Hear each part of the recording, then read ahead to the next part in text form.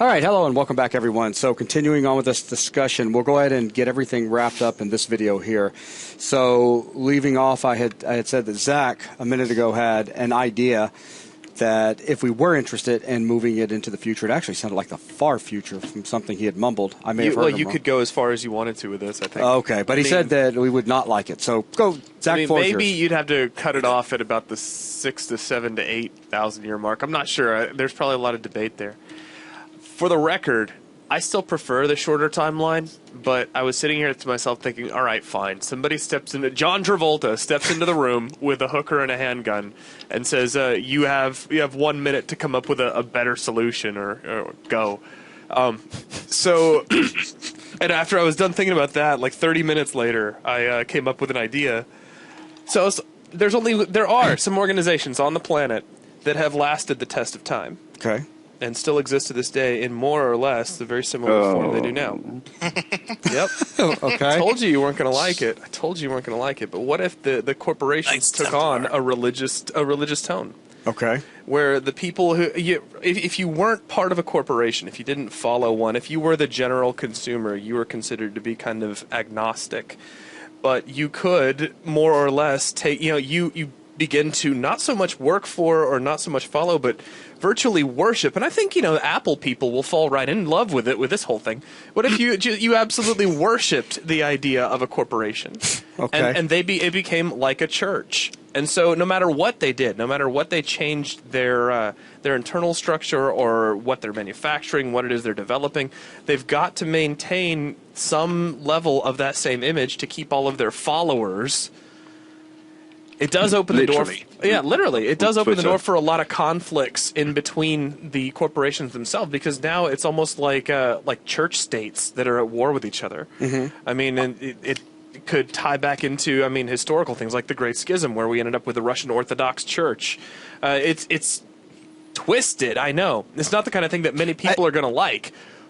But I not only like it from a game idea, I think it's also not that far removed from likely.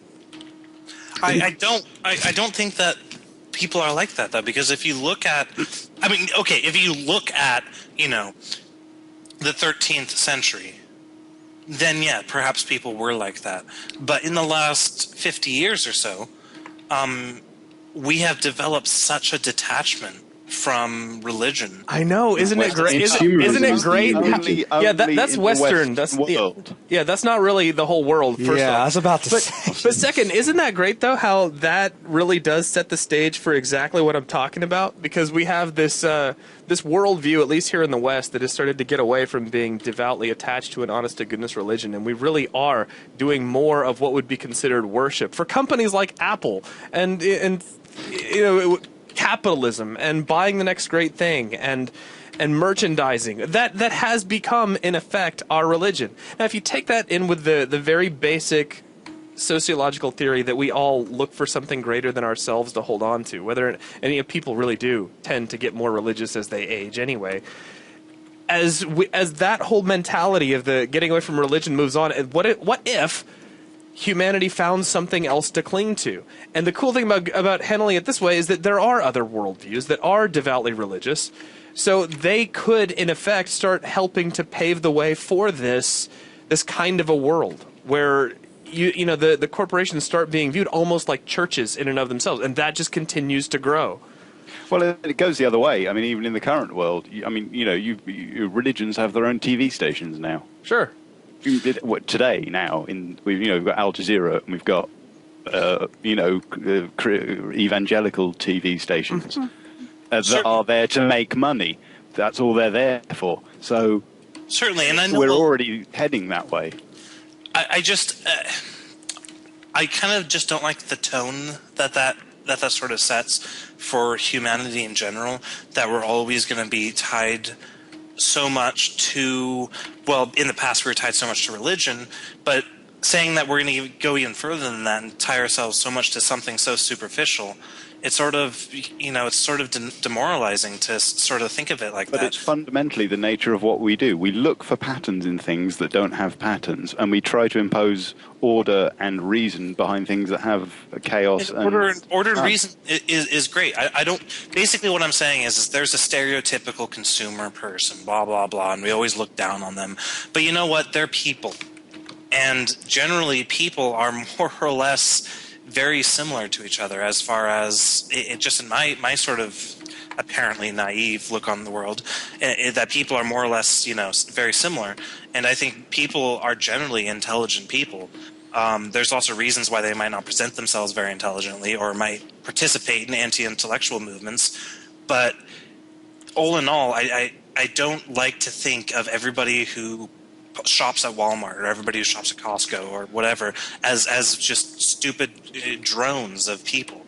And if you could see it in a way that these people are actually, intelligently being intelligent, well-informed consumers, but you can't, because basically what you're saying is that these people are sort of giving up their.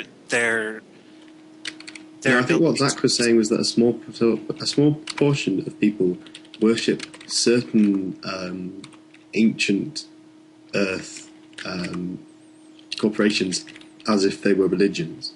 It's not all corporations and it's not all people. It's a way of having the old corporations from Earth in a new setting or in a much, much farther future setting. But how would you spin those people? Would you spin them as the average stereotypical idiot consumer, or would you spin them as just nobody's tried to spin anybody as the average idiot anything, really. No. That's sort of the tone that I was sort of I think maybe that's the tone you projected onto it. Maybe. I think it's a tone that a lot of people would project on it because consumerism is sort of seen as this horrible. There is a safety in standing up and saying, "Well, I'm not the only one who thinks this way," even if you are the only person in the room. Also, there's a fundamental flaw in your argument that everyone's a decent, forward-looking and right-thinking people is the fact that by definition, half the population are below average intelligence. Yeah, but what does average mean? It means that half of them are lower than literally by definition. It means mathematically. But what's it's not nothing to do with intelligence. But what is average, though? Like, is average a wholly functional, self-thinking, goal-driven human being, or is average not? It's literally the sum of everything there divided by the number of components. No, I think what it means is if you take the average, what is the average in terms of average? Yeah, what is the? I'm still with you, Gavin. It's okay. Yeah, no, I'll push in that point, shall I? Yeah, I'm still with you. I think it is sweet that Nelson has this huge faith in humanity from the point of view of his computer screen. This locked room. It's so locked room. Is it so awful to think that the average human being is a decent person? I think it's not awful to think it. I think we've fled the topic at this point. Sorry. So for the record, okay, really in the end, it boiled down to one thing. Like, where do we really want Earth to wind up? Where do we want humanity to end up? For me, it boiled down to a very, very simple concept of in 200 to 300 years. You get Blade Runner. In 2,000 to 3,000 years, you get like Coruscant or something. And it's which of those two types of universes are you trying to put forward? I think after a lot of this discussion, and after pulling away from some of these religious, sociological discussions we've had over the last few minutes, it's probably a lot safer to say that globally, I think we were all kind of liking this 200 to 300 year span, at least now, after kind of looking at it and talking about it and analyzing it. Does that work for you guys, Nelson, Chris, Gavin? Yeah, I'm all for that. Okay, is 350 to 390 years too much for you, Nelson? You keep trying to wedge in every couple extra decades you can. Yeah, 374 to 376 years. We could do 200 to 300. I'm thinking maybe 250 to 350, and now it's like 350 to 400. Yes, we'll count those two. I mean, that pushes it up to 450 right there. I mean, yeah, I was going to say we can probably stretch it to about 5. Yeah, sub 500. Okay, good. So I like it in the upper 300s personally. Yeah. I think So that's less than probably 500. Okay, Nelson, are you still good with that? Is that still near future enough for you? I like it closer to 100 to 200, but if the things that I sort of brought up that Gavin and Ado did say that they agreed with me, if those things can be addressed properly in the 500 years time span, then I have no issue with that. Okay. Okay, and then, all right, now, real quick, because I wanted to discuss both these. So that, Zach and I will just settle on some number in the 300 range. Now, once we get to Alethea, from the point of arrival to the point in which the game begins, obviously I would like there to be some sort of history development that has taken place that we can rely on for, once again, creating this this rich environment where we have been integrated into their society somewhat. Any thoughts on how far into the future from arrival? Personally, One thing did just spring to mind, which is that if you push it too far after the human arrival there, because really we want a balance of integration and separation. We want some parts of Alethea that are solely Alethean, presumably, still. And we want some parts of Alethea that are just barren wastelands that no one goes to. But Nex, for instance. And we want some areas of integration and a focus for, obviously, when we first arrive on the planet, we're going to be, it's like arriving in the new world. They got to one tiny corner of the eastern seaboard, and then had to spread out west. And the same thing is going to apply with the planet. Okay, we come to this new planet, but we're going to come to one specific part of it, and then probably stay in that one specific part of it for quite a time, just from a point of view of staying safe, and because initially I don't know, what is the outlook of the general Alethian, your average Alethian, to the humans? Because the more fundamentally they would oppose us as a matter of principle, the longer it's going to take for us to spread out around Alethea, and the less interaction we're going to have with different types of Alethians. Because also, it comes, you run into, in the same way that when we're different amongst humans, Alethians aren't all going to have the same attitudes on an individual or on a societal basis to humans coming. Right, and I think you'd end up, I'd like to think that you'd end up with a range of views of humanity, ranging from, we should kill them where they are, all the way to, I'm so glad they're here, we have so much we can learn from them. Those who, it doesn't change my life at all, so I don't really care. Yeah, I think the key thing with the point I'm trying to put across is that you need that balance. If you don't want to go too far, to the point where everyone's decided what they think. Of course not.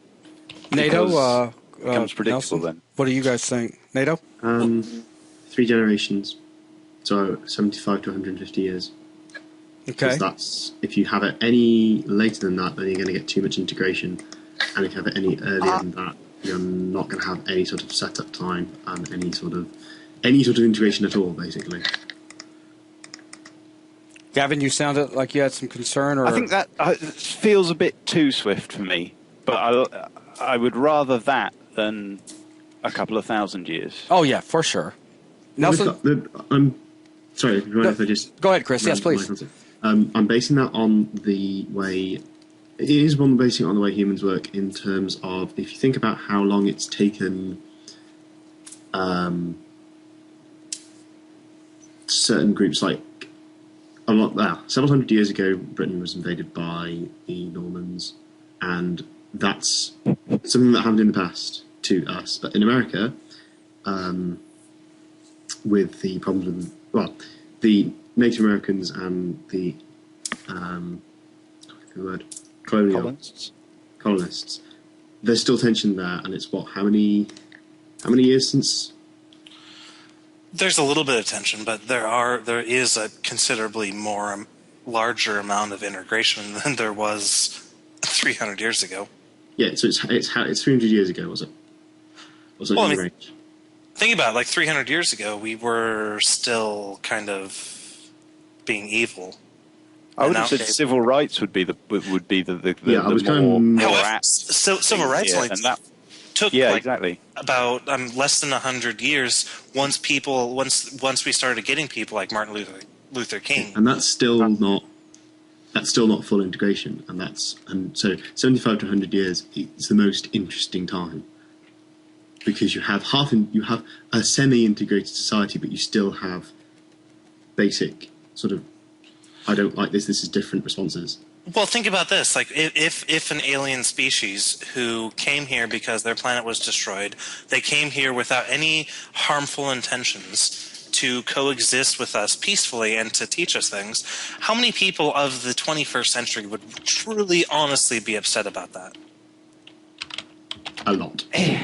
I don't really think there would. It doesn't come down to the general An awful lot. public's I don't think attitude. any of us here would have a problem with that at all. And I think a lot of the people who are listening to this wouldn't have a problem with that at all. And I think a lot of, I mean, who would have a problem with that? Everyone would be excited. The people that were being displaced to give humans land.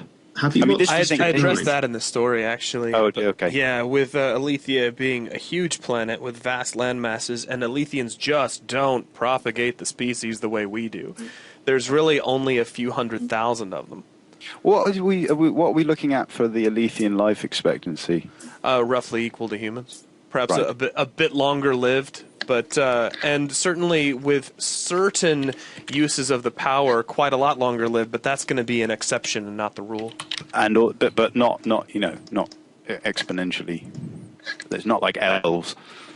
But No, I'm just saying, no. though, does anybody think that the majority of humans would have an issue with Have you seen it District at 9? space?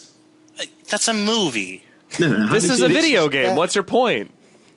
I think that's actually quite a realistic portrayal of what would actually happen. That happened to 'Cause that's humans. based, From humans to humans. It didn't happen from a species of people who just came out of nowhere. Yeah, but we're going to be. It's not like. I can't. I don't know how to. well, that's all we've got argue. to go on. I Yeah. don't think it would be massively. I don't think it would be massively different, irrespective of the. If anything, it would be worse. If anything, Yeah. we'd treat them more like animals Absolutely. I see. I mean, I because they would be applaud alien the, to us. They wouldn't be. We wouldn't have a human Yeah. response to them. They But wouldn't you guys be- don't think like that. What's the word? What's the No, word? but It's on a base level though. It's not a conscious thought thing. yeah, I'm You with don't Chris. I mean, I empathise. applaud your hope for and your attitude to this, but I just think it's fundamentally not the way humans work. But it's the way we would work. Why is it incorrect to extrapolate that on more people? Because we like to think we're special, Nelson. Exactly. And there's a reason because the Because sort when of it people comes who down think to the way whether or not you eat or your dog eats, you're the one who's going to eat. Yeah. But I don't treat my dog like essentially. Well, I mean, I wouldn't treat essentially an alien like I would a dog, especially essentially an alien who has a lot to teach me. There is no point in history, no civilization in history where newcomers have been welcomed. Because at some fundamental level, they're taking food out of the mouths of people who already live there. But that's the problem with It resources. comes down to that. That comes down to resources, though, and the way Zach described it, there's not going to be No, until we turn up there and start raping their planet. Which is one of the interesting things about giving it a 150-year timeline to play with.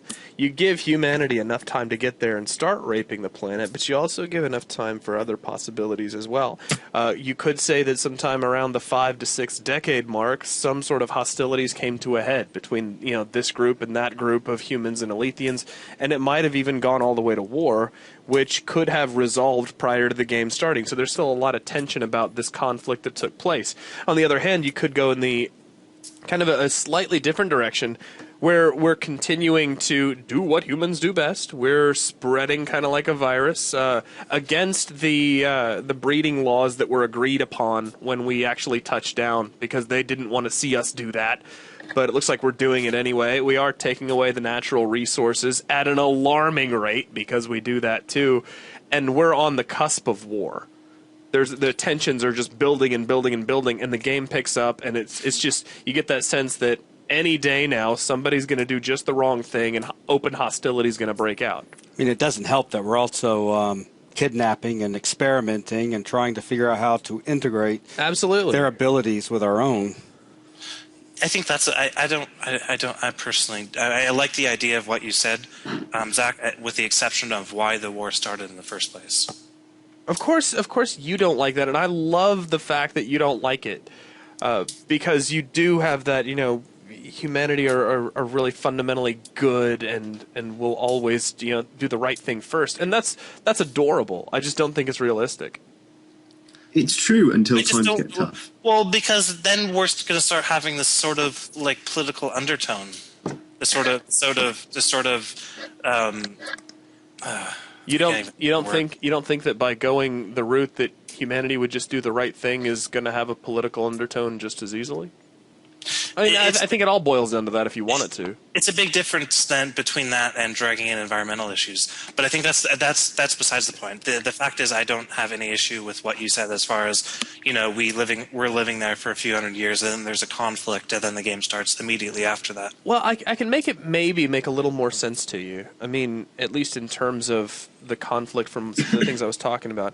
We're humans, and one of the things we are all hardwired to do, and there are those who strive against it, and a lot of them inevitably fail, we are hardwired to populate. It is just how and what we do, and the older people get, the more they want to do it. It's like even the people, like, everybody you know is like, oh man, I'm just not interested in having kids. They're always really young, unless you're in the South. And then like around here where we live, it's like if you've made it all the way to 16 and you don't have 2 yet, you're doing something wrong. But it's really, really easy, whether you think it's right, whether you think it's wrong, whether you think humanity is good or bad, to imagine people wanting to exercise their right to procreate. Now, at the same time, take a look at this from the Alethians' perspective. They start communicating with us, they find out a little bit about our Earth, and it doesn't take a lot for them, a lot of learning, to figure out that we pretty much cover the hell out of that planet. Especially in light of the fact the entire southern hemisphere has become, well, most of it, has become primarily uninhabitable. Can you imagine the concentration of humanity that would take place? I mean, as people evacuated and fled northward to get away from whatever happened, they would see this planet that, while being half destroyed, the other half was literally coated in these hairless monkeys. And they're going to... Not only have we done that, we've written about it, we've sung about it, we've told everyone about it, and we've been broadcasting it on every frequency that we've discovered out into the ether since what will be hundreds of years ago.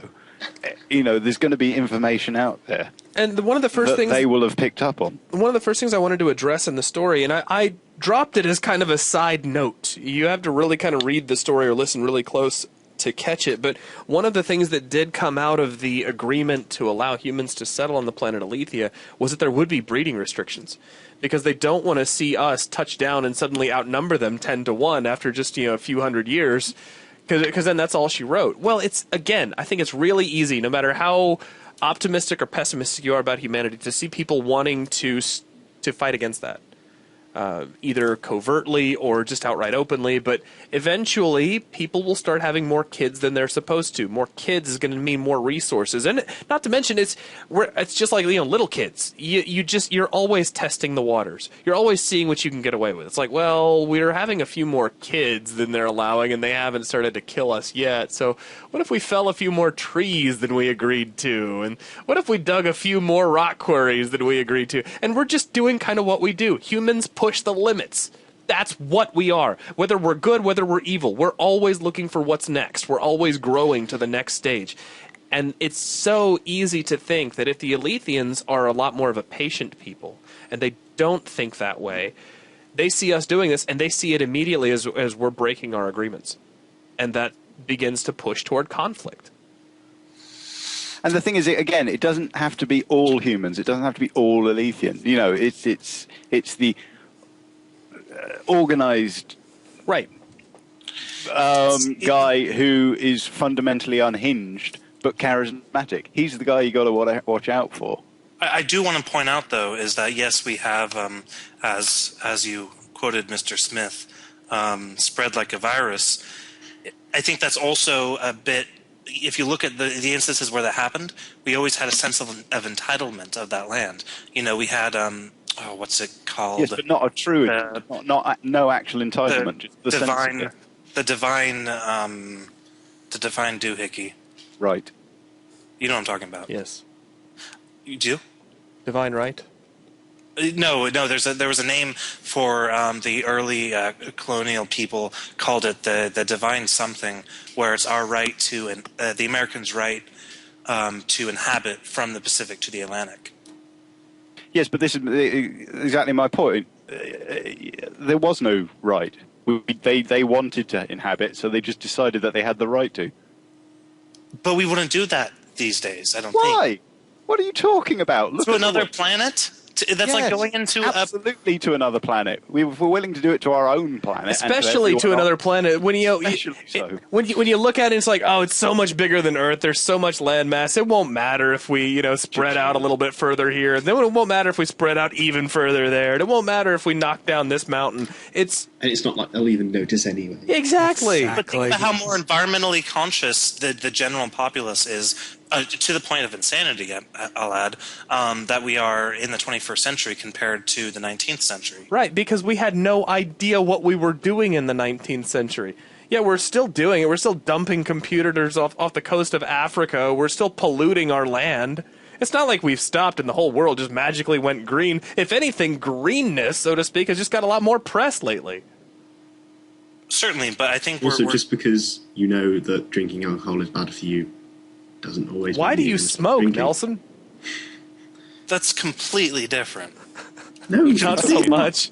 Not so much. With everything that's been put out there about how absolutely abhorrent and terrible for you smoking is, it has no beneficial or endearing traits to it at all, and yet you still do it chronically, even though you know you shouldn't. Cool. Yeah, there you go. Yeah, it makes it look cool. It makes you look cool from afar because you stink. As long as you're downwind, you look great. I've always loved the smell of cigarettes. Uh-huh. Anyway, I think we've wandered somewhat there. So, yeah, actually, because I know we're now pushing 30 minutes, and I said in this video I wanted to wrap this second timeline up. So, Nelson, what do you think it should be? I was originally going to suggest the piggies from Speaker for the Dead. Mm-hmm. The relationship that the single human colony had with the piggies, and how we were sort of absolutely terrified of them, and we're sort of stuck in this colony, for a decent amount of time, for a few hundred years. But it was also, I guess, I wanted to bring up more other different connotations about what the state of our relationship would be with once the game started, and I still.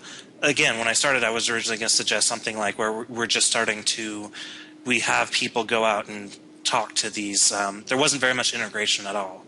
The integration was most of the integration was going to happen during the gameplay. But I mean, it seems like it's a popular sort of thing here that people like the idea of about 150 years. Yeah, give or take. I mean, if that's, I didn't hear anything that upset me about that, except for a few of the things that we've already discussed. Okay, so then, Chris, Gavin, and Nelson, you guys all agree that something around the 150-year mark works well.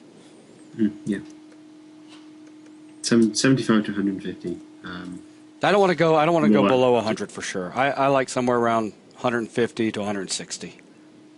See, there he goes again. He's trying to wedge a few more years. It just didn't. Hey, it's better than you heard thousands. it here first, folks. All right, and Gavin, you're good too with that? Gavin? Sorry, muted. I've been speaking all that time. Oh, wow. Impressive. Yeah, no, I'm happy. I can live with that. It seems pretty swift, but not unworkably so. Okay. All right, cool. Well, all right, well, that does wrap that up then. Okay, so that's just going to conclude all of our discussions on timeline. And then early tomorrow morning, I will have Zach rework stuff for the recording that we're going to do for the release of the audio for MP3s, players, phones, etc. So we'll go and wrap this video up, and we'll see you guys in the next roundtable with a new topic. Thanks a lot, everyone.